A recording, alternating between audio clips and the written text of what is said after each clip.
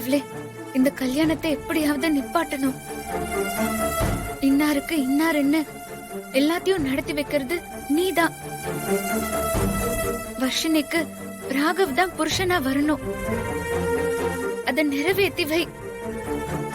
எனக்கு துணையா இருந்து அதை செஞ்சு வை.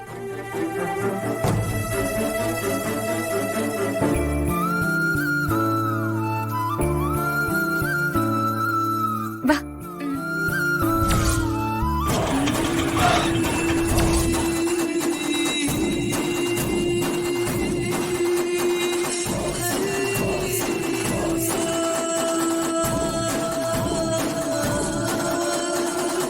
கொஞ்சம் வெயிட் பண்ணுங்க, வந்துடுறேன். சரிங்க மேடம்.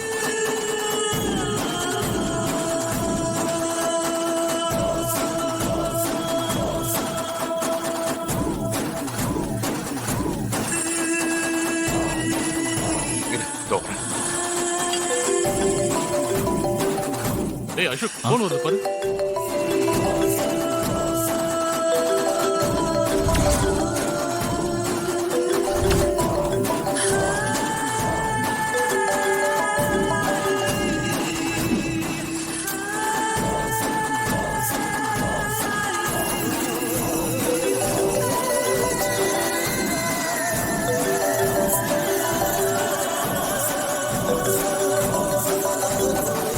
டேய் போன் எடுத்து பேசுடா. ஏய் அசோக், போன் அடிச்சுக்கிட்டே இருக்கு. இதான் இம்பார்ட்டன்டான காலா இருக்கு போது, எடுத்து பேசு. பேசு போய். ஒரு நிமிஷம், நான் பேசிட்டு வந்துடுறேன். வாயா வா. உன்னை நம்பி வந்ததுக்கு கடைசியில எங்க கொண்டாந்து நிப்பாட்டி இருக்கன்னு பாத்தியா? கத்தாத கங்கா, நான் இங்க இருக்கேன்னு உனக்கு எப்படி தெரியும்? நான் உன் பொண்டாட்டி. உன்னை எப்படி கண்டுபிடிக்கணும்னு எனக்கு தெரியாதா என்ன? உன்னை எவ்வளவு நம்பின? ஒரு ஆள்னு உன்னை நம்பி வந்ததுக்கு என்ன நடு ரோட்ல கொண்டு வந்து நிறுத்தி வச்சிருக்க. ஒரு வசதியான வீட்டுல கல்யாணம் பண்ற அளவுக்கு வந்துட்ட. நீ எல்லாம் ஒரு ஆளா? ஏய், இத பாரு, எதுவா இருந்தாலும் நம்ம அப்புறம் பேசிக்கலாம். நீ இப்ப கிளம்பு, நான் உன்னை வந்து மீட் பண்றேன். நம்ம பேசி ஒரு முடிவுக்கு வரலாம். நீ ஒரு சரியான ஃப்ராடு. உன்கிட்ட நான் என்ன பேசுறது? அதெல்லாம் எனக்கு தேவையில்ல. எனக்கு இப்பவே நீ 10 லட்சம் பணம் கொடு. அத கொடு, நான் உன்னை விட்டு போயிட்டே இருக்கேன். ஏய் கங்கா, நீ நினைக்கிற மாதிரிலாம் எதுவும் இல்ல. உன்னை போய் ஏமாத்த நினைப்பனா? என்ன நம்பு கங்கா.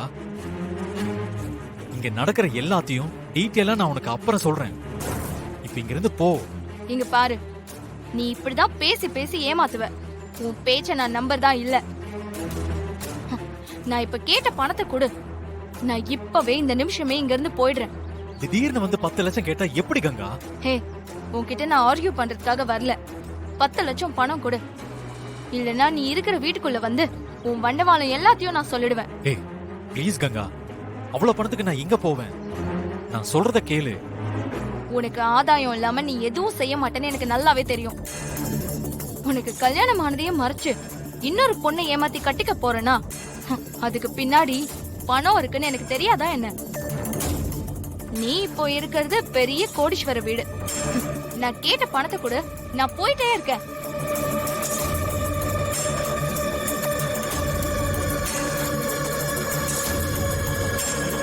சரி, எனக்கு ஒரே ஒரு வாரம் மட்டும் டைம் கொடு. அதுக்குள்ள எப்படியாவது நீ கேட்ட பணத்தை ரெடி பண்ணி தந்துடுறேன். ஒரு வாரமா? உனக்கு 2-3 நாள்ல கல்யாணம்னு கேள்விப்பட்டேன். இதெல்லாம் எனக்கு வேலைக்கு ஆகாது. நான் இப்பவே உள்ள வந்து நீ யாரு, உனக்கும் எனக்கும் என்ன சம்பந்தம்னு சொல்லிடுறேன். அப்பதான் உன் லட்சணம் இந்த வீட்டு ஆளுங்களுக்கு நல்லா தெரியும். ஏய் இரு இரு, ப்ளீஸ் ப்ளீஸ் கங்கா. இப்ப என்ன, உனக்கு பணம் தானே வேணும்? எனக்கு ஒரு 2 மணி நேரம் டைம் கொடு. எப்படியாவது நீ கேட்ட பணத்தை நான் ரெடி பண்ணி தரேன். 2 மணி நேரம் தான் உனக்கு டைம். அதுக்குள்ள நான் கேட்ட பணம் எனக்கு வரல, ஒண்ணு இங்க நடக்க இருக்கிற கல்யாணத்தை நிறுத்துவேன், இல்ல போலீஸ் ஸ்டேஷன் போய் உன் மேல கம்ப்ளைண்ட் கொடுப்பேன். எது வசதின்னு நீயே பாத்துக்கோ. போலாம்.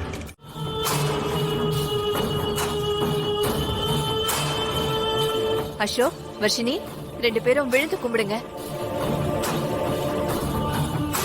வாங்க. வர்ஷினி வேண்டாம், நீ கீழே விழுந்து கும்பிடாத.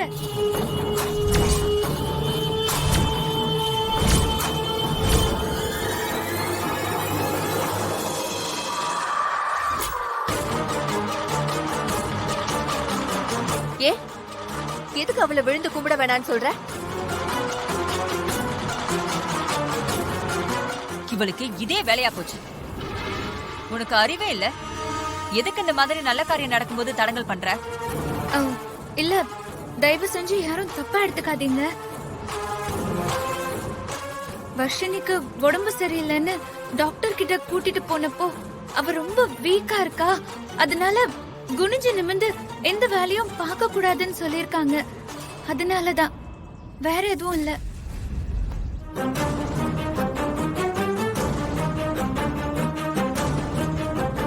டாக்டர்லாம் அப்படிதான் சொல்லுவாங்க. அதெல்லாம் கேட்டுட்டு இருக்க முடியுமா? சாமி கும்பிடுறப்போ அதையெல்லாம் யோசிச்சுட்டு இருக்க முடியுமா சொல்லு? வர்ஷினி, நீ போ, விழுந்து கும்பிடு. சித்தி வேண்டாம், சொன்னா கேளுங்க. இப்பதான் அவ கொஞ்சம் கொஞ்சமா ரெக்கவர் ஆகி வந்துட்டு இருக்கா. ப்ளீஸ். ஏய், வாய் மூடு. அவ என்னோட பொண்ணு.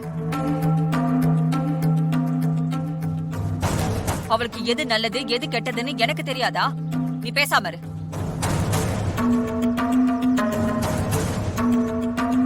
அத்த, என்ன அத்த? அதான் இசை அவ்வளவு சொல்லிட்டு இருக்கல்ல.